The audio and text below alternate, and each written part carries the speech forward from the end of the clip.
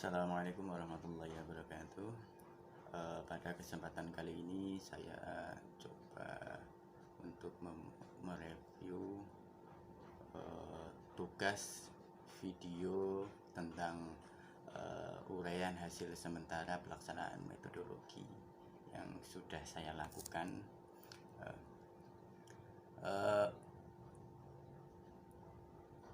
Tugas ini merupakan salah satu tugas dari bagian dari tugas kelima pada program santri Scopus.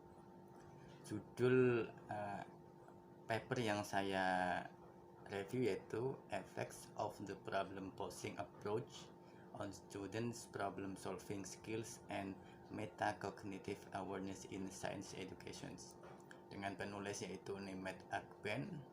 Nama jurnalnya adalah Research in Science Education. Pada penelitian tersebut itu memulai tujuan penelitian yaitu untuk lebih menentukan efek dari pendekatan problem posing pada keterampilan problem solving siswa dan kesadaran metakognitif dalam pendidikan sains. Sedangkan studi ini berfokus pada gagasan bahwa pendekatan problem posing banyak digunakan untuk memecahkan masalah matematika dalam pendidikan matematika. Juga harus digunakan untuk memecahkan masalah matematika yang dihadapi dalam pendidikan sains. Itu. Metode penelitian yang dilakukan menggunakan kuasi eksperimen atau eksperimen semu, dengan subjek penelitiannya adalah siswa, dalam hal ini adalah mahasiswa kimia dan mahasiswa fisika. Objek penelitiannya yaitu kemampuan problem solving siswa dan kesadaran metakognitif siswa. Desain penelitian yaitu nanti akan dibuat kelompok eksperimen dan kelompok kontrol. Kelompok eksperimen itu diberi perlakuan yaitu pendekatan problem posing. Di setiap kelompok tadi, entah eksperimen maupun kelas kontrol, itu nanti akan diberikan pretest dan posttest. Nah, pretest dan posttest ini ada pretest dan posttest kemampuan problem solving siswa dan kesadaran metakognitif siswa. Itu variabel penelitian yaitu variabel terikatnya itu kemampuan problem solving siswa dan kesadaran metakognitif siswa. Sedangkan variabel bebasnya adalah pendekatan problem posing. Teknik pengambilan sampel, pada penelitian ini saya menggunakan random sampling ya. Itu saya merandom dari sampel yang ada untuk dipilih menjadi kelompok eksperimen maupun kelompok kontrol, seperti itu.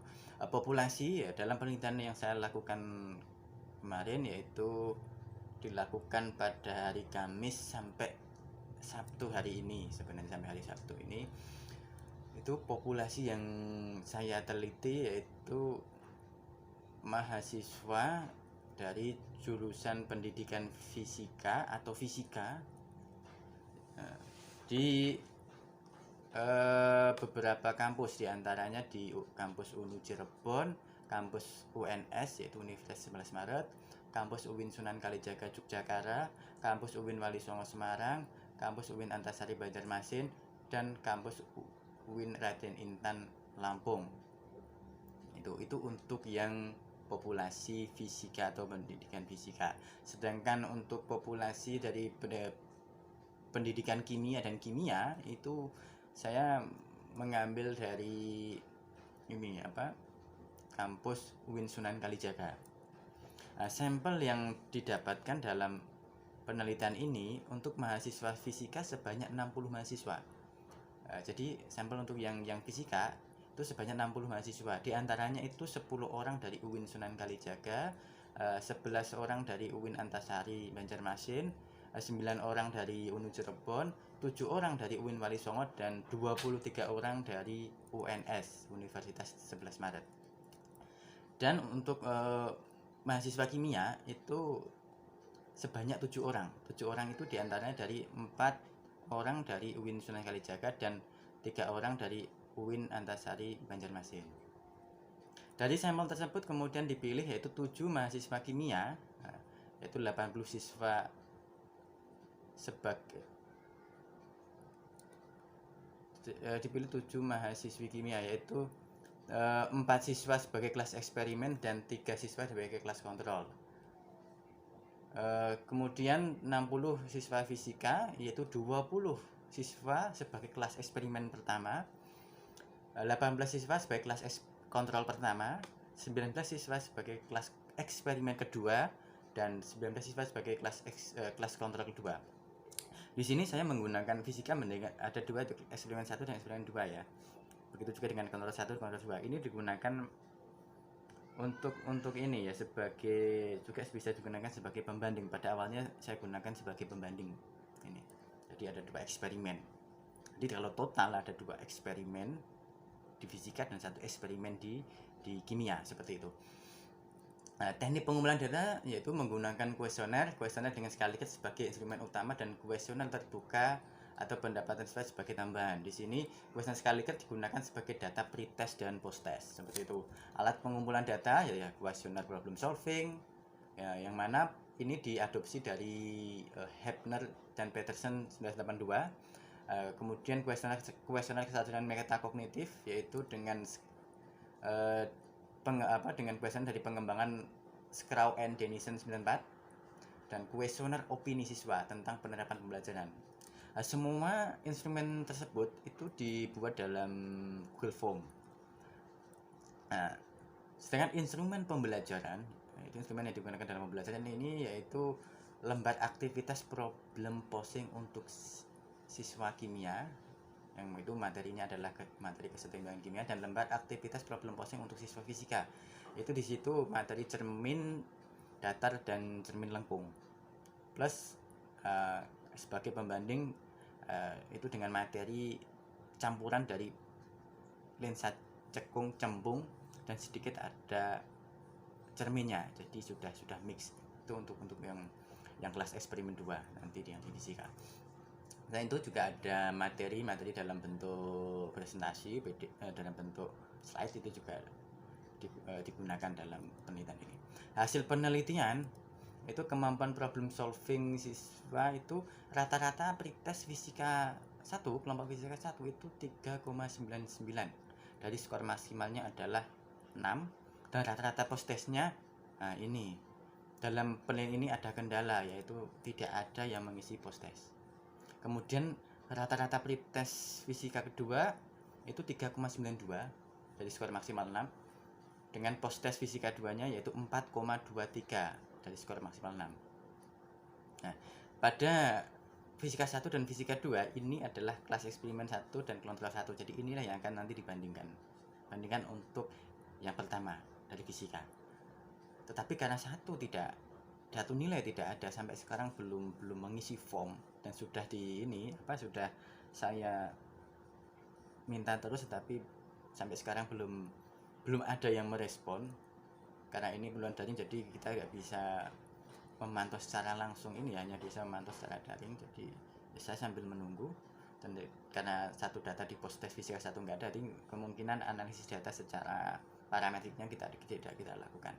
Untuk yang rata-rata di tes fisika 3 itu 3,88 dengan skor maksimal 6. Rata-rata posttest fisika 3 itu 2,75 dengan skor maksimal 6. Nah, kemudian rata-rata pretest fisika 4 itu 3,91 dengan skor maksimal 6, dan rata-rata posttest fisika 4 maksudnya fisika kelompok 4 itu ada 3,72 dengan skor maksimal 6. Di situ bisa ada kedua data dari fisika dan proses ada, tetapi yang kurang dari sini adalah jumlahnya berbeda. Dari pretest itu berapa orang, posttestnya juga berapa orang, itu berbeda. Jadi semakin ke posttest semakin berkurang. Jadi untuk mengendalikan jumlah agar sesuai harapan ini agak susah di dalam pembelajaran daring yang sudah dilakukan. Sedangkan untuk pretest kimia itu, untuk yang kimia 1 4,59, dengan posttestnya tidak ada yang mengisi. Untuk kimia 2 pretestnya 3,77, dengan postesnya juga tidak ada yang mengisi.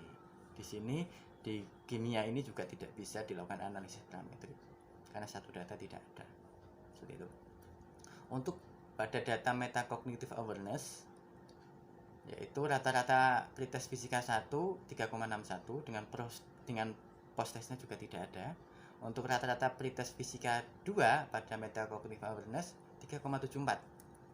Nah, di sini postesnya pada fisika 2 4,01. Nah, di metacognitive awareness ini skor maksimalnya adalah 5 ya. Jadi di sini juga salah satu item yaitu postes pada fisika 1 tidak ada, jadi bisa digunakan analisis secara parametrik.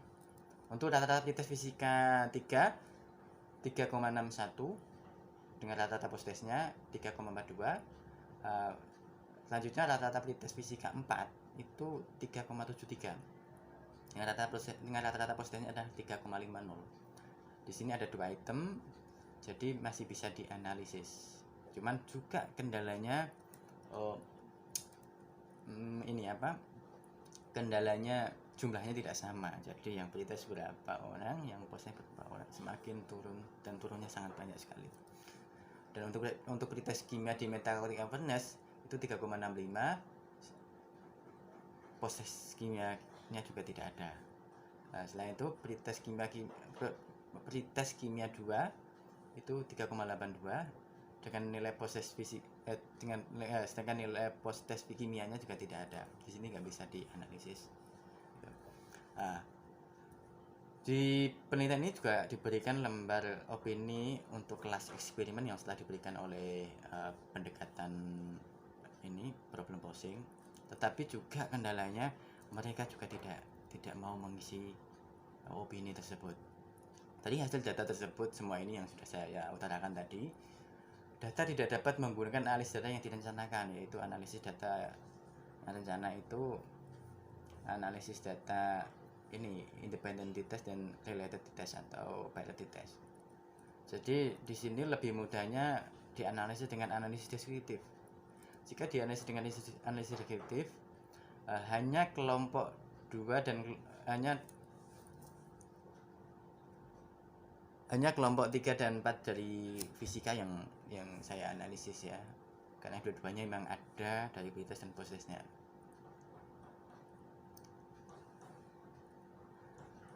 Dari hasil analisisnya didapatkan bahwa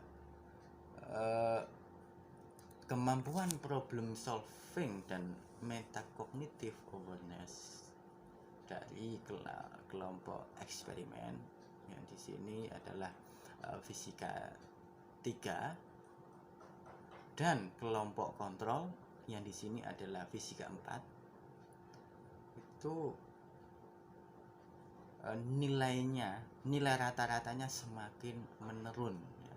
Jadi nilai kemampuan problem solving dan metacognitive awareness baik itu dari kelas eksperimen maupun kelas kontrol itu nilai rata-ratanya semakin menurun. Dari sini saya bisa mengambil beberapa dasar dari observasi atau mungkin pembelajaran yang sudah saya lakukan dari hari Kamis sampai hari ini ya. Sebenarnya meskipun hari ini lebih cenderung untuk ini untuk menyarankan untuk mahasiswa memberikan data post test, itu bisa jadi kenapa nilai itu menurun karena kondisi pandemi. Mahasiswa sudah sangat capek dengan pembelajaran yang sifatnya daring ya. Karena capek ini bisa disebabkan pembelajaran yang saya lakukan mungkin tidak menarik, bisa jadi seperti itu. Atau mungkin mereka mengikuti sebagai responden ini itu juga bukan dari hati sendiri, bisa jadi karena dari dosennya ya, jadi menyuruh untuk daftar gitu, jadi bukan dari hati gitu. Dan itu juga banyak kendala yang mungkin ini ya, karena ini data yang saya ambil, saya tidak bisa mengambilnya secara harus per kelas, itu tidak bisa. dengan alasan susah untuk mencari data. Saya mencari datanya kebanyakan global dari semua jurusan, dari semua angkatan. Dasar saya yaitu satu, kalau materi di fisika untuk materi yang lensa dan cermin itu ada materi dasar. Jadi itu dimungkinkan mahasiswa yang sudah semester lebih dari semester 2 itu dimungkinkan bisa, karena itu sangat dasar sekali, karena itu materinya juga hampir cenderung hampir seperti materi di fisika SMA. Dan untuk di kimia juga sebenarnya itu juga materi dasar dari kimia dasar. Jadi sebenarnya untuk yang semester 3 ke atas harusnya bisa, karena ini materi dasar sekali. Itu bisa jadi, atau mungkin banyak hal-hal teknis yang kita tidak tahu, yang apakah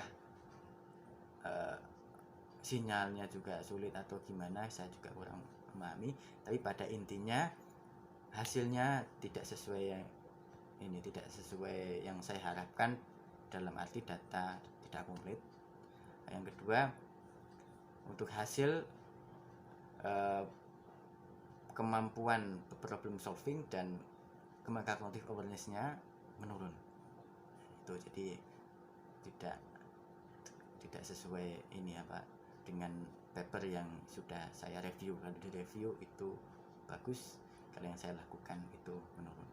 Mungkin sekian, terima kasih. Wassalamualaikum warahmatullahi wabarakatuh.